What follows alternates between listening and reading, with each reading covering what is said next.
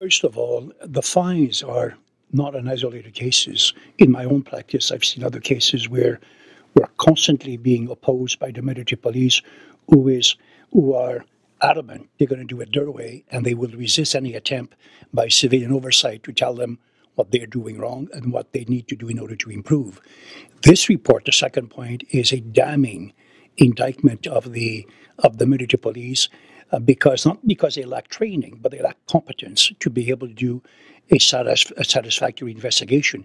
In fact, the report by the Military Police Complaints Commission said they had three flawed investigations.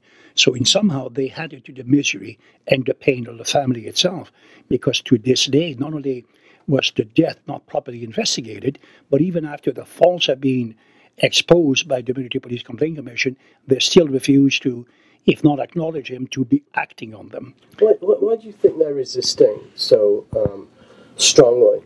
I think it's in their DNA, or it's part and parcel of, we're not going to be told by some civilian oversight as to how to do it. We're going to do what we think we do. The moment that we are at the moment is a moment, in fact, of truth, a moment that we need to decide under whose control is the military police, or for that matter, D&D is. The minister, as Mrs. Fynes said, the minister has got political leadership.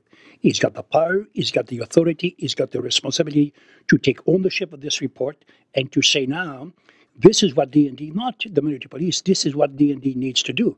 And one of the things that it needs to do is to accept that there is civilian control and civilian authority in this land, in a democracy, and first and foremost to take the overarching recommendation of the Military Police Complaints Commission that until the military can have sufficient experience to give confidence to families such as the Fynes, then when next there is a sudden death investigation on a Canadian base or a military establishment, a civilian police from the federal, the provincial, the municipal should take the lead. That's what the commission says, and it makes an awful lot of sense.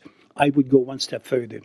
The entire jurisdiction to investigate the death of a soldier on Canadian soil belongs to civil authorities, civilian police, and a coroner inquest. And that's where we will see whether or not this government, this minister, can effectively take ownership and show leadership and make that decision.